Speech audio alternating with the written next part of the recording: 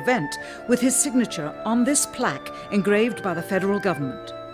In fact, in the more than 30 years since the event, aside from NASA's initial press conference and the occasional brief anniversary remarks where few questions were permitted, he has never given one on-camera interview to anyone, ever.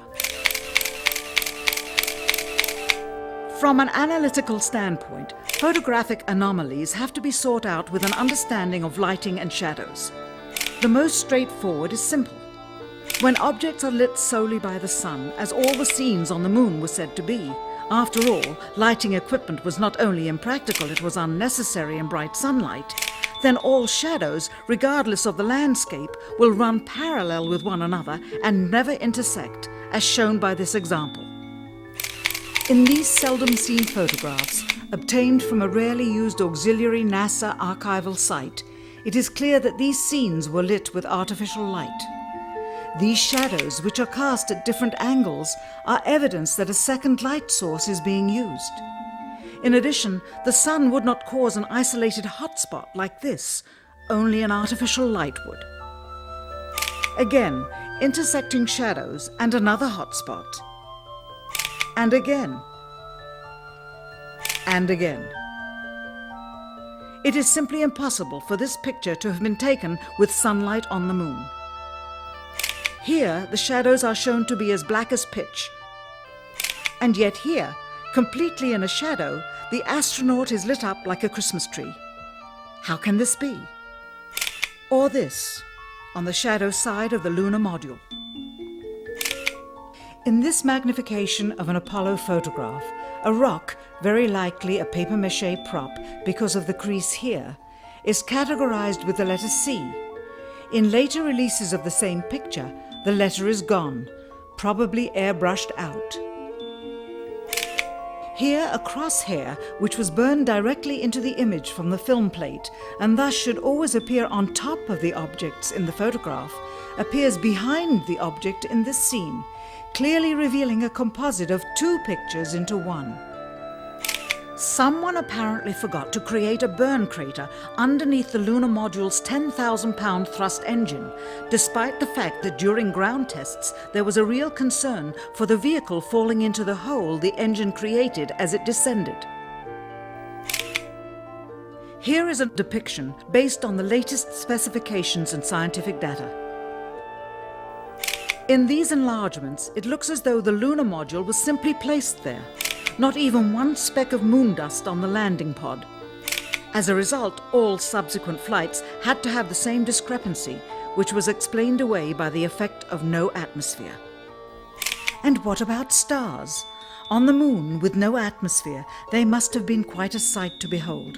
Yet there is seldom any mention of them, if ever, by any of the astronauts on any of the missions.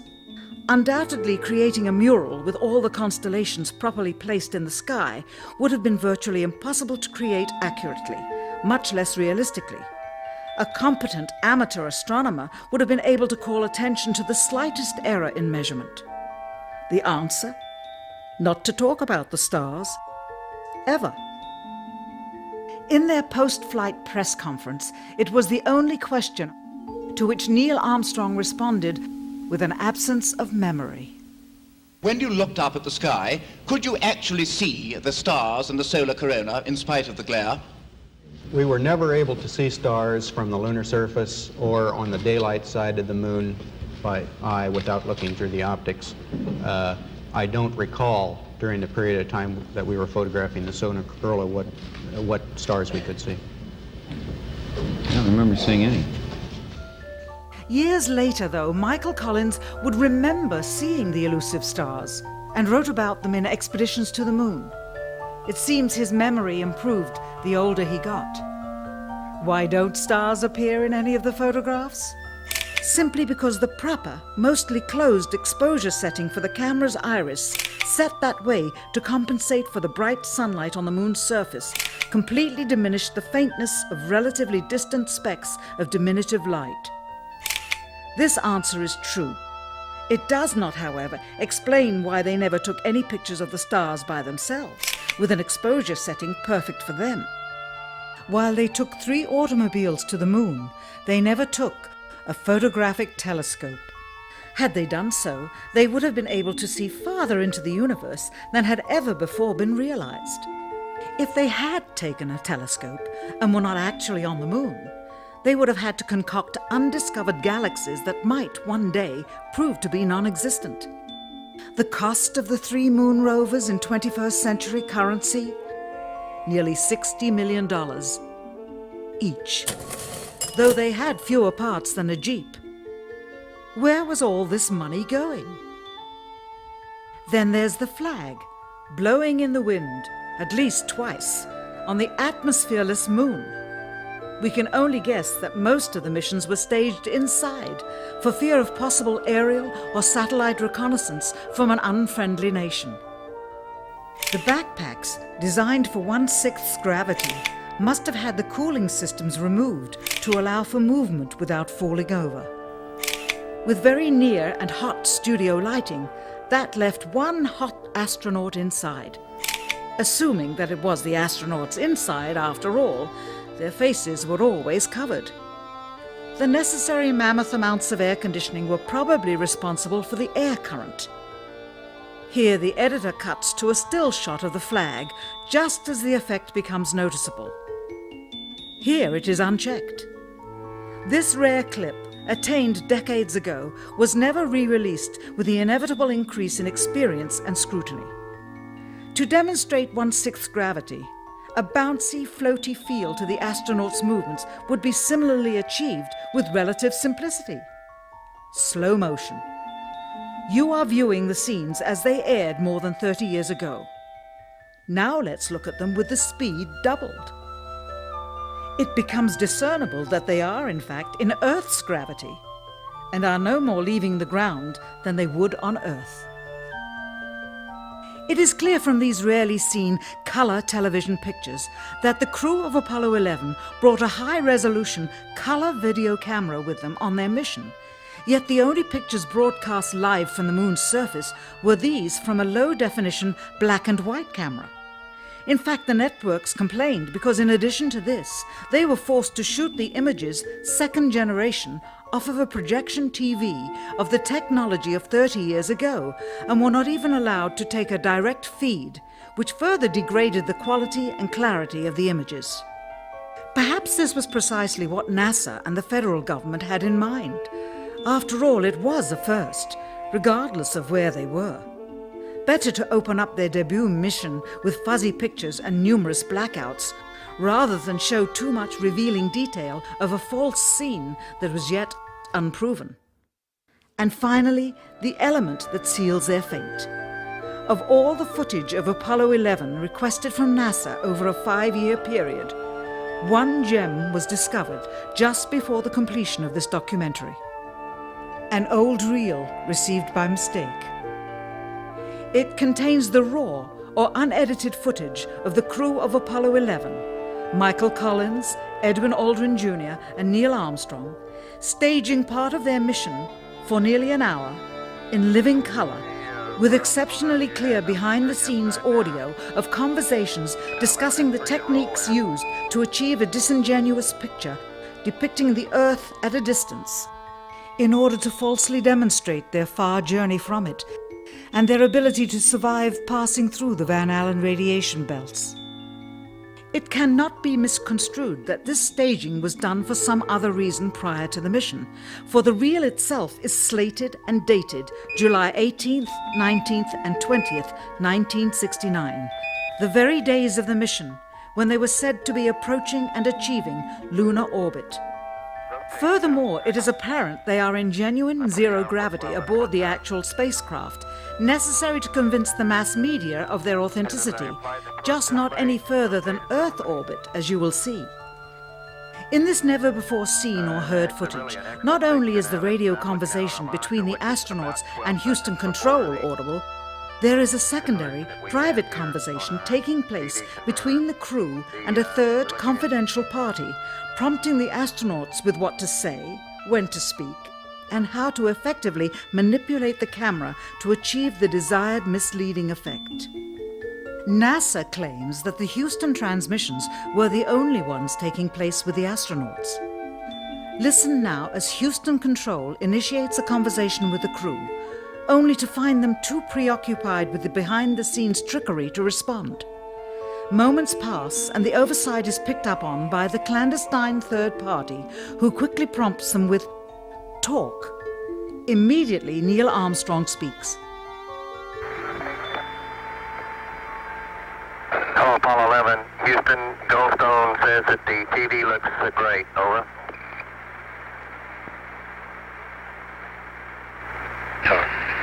Okay, Roger. We're ramping in on Earth. Again, the illusion they are attempting to create is the Earth at a distance to demonstrate their far journey from it and their ability to survive passing through the Van Allen radiation belts. Understand, too, that only about 20 seconds of this raw footage was ever broadcast to the public, and these conversations discussing their deception were believed to be private. Until now. Here they discuss that these television transmissions were in fact not broadcast live as everyone believed. They were first screened and edited for playback later. Roger, Neil. We just wanted a narrative such that we can, when we get to playback, we can sort of correlate what we're seeing. Thank you very much. Here they discuss the fact that they have turned out the lights and have blocked out sunlight from entering the spacecraft through the other windows, as to not cause any reflected light to fall onto the spacecraft's wall in the foreground. Okay, very good. Well, we shut out the sun coming in some of the other windows into the spacecraft, so it's looking through the number one window, and there isn't any reflected light. The reason this was done is so that the truth of the matter would not be revealed. It is this. Though the federal government would have you believe that this is a view of Earth from a distance out of the spacecraft's window as it nears the moon, it is not. What they have ingeniously done is placed the camera at the back of the spacecraft and centered the lens on a circular window in the foreground, outside of which it is completely filled with the Earth in low orbit. The circumference of the window then appears to be the diameter of the Earth at a distance, with the darkened walls of the spacecraft appearing to be the blackness of space around it. That is why they wanted the interior dark and blocked out the sun from entering through the other windows. Here you can see the extruded window, probably 2 inches thick at the bottom. This is because the Earth's shine is coming in at a downward angle. It also causes the Earth to appear to be an irregularly shaped circle, for you are seeing the outside of the window at the bottom and the inside of the window at the top, which together form 2 different sized halves of a circle. Subsequently, this take was never used. As they perfected the shot, a crescent-shaped piece of black material was inset slightly into the window to create the illusion of the Earth's terminator line dividing night and day. It is uncannily convincing. During this segment, intended to be edited and played back later for the worldwide television audience, dated July 18, 1969, Neil Armstrong condemns himself as he states that he is 130,000 miles out, or halfway to the moon, as the NASA flight log also states on this date, when he is in reality in low Earth orbit of a few hundred miles. Roger, Houston, Apollo 11. Calling in from about 130,000 miles out. Here, during another segment, also intended to air after review, Neil Armstrong falsely explains to the viewers how the shot is attained by putting the camera's lens to the window's glass, as it would have to be if they were the claimed distance away from the Earth. We only have one window that has a view of the Earth, and it's filled up with the TV camera. If the window was completely filled up with a TV camera, as he stated, then an astronaut's arm would not be able to get between the camera and the window, as it obviously does here in this outtake. South America becomes invisible just off beyond the Terminator or inside the shadow. You can also notice how the astronaut operating the camera reacted to the mistake by attempting to pan away from it. Blue gas. See white bands of major cloud formations across the Earth. This is a segment that they believed wasn't even being recorded, much less suitable for broadcast, for the lens was being zoomed out and the scene was being changed to that of an interior of the astronauts at work, and apparently the stop button popped back up on the recorder without notice. Here is the diffused work light that they used to see camera controls, but not throw light onto the spacecraft's wall. Here they remove part of the crescent insert.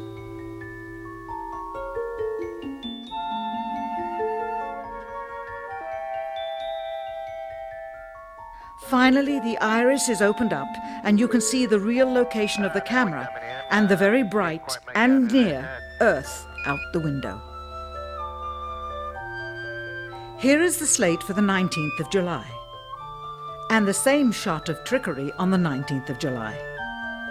And then the 20th, and the same misleading shot on the 20th. Later that evening, they were said to be walking on the moon. How can this be when they were in Earth orbit only 9 hours earlier, and the moon is some 3 days' journey away?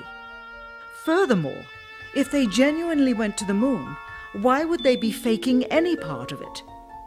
Why this trickery with the window? By faking being halfway to the moon, it becomes apparent that they did so because they could not even go halfway. It thus confirms that the stumbling block to their success was the lethal radiation of the Van Allen radiation belts. Since the same equipment was used on the subsequent missions in the 40 months that followed, none of them could have gone to the moon. They only increased their proficiency at staging them.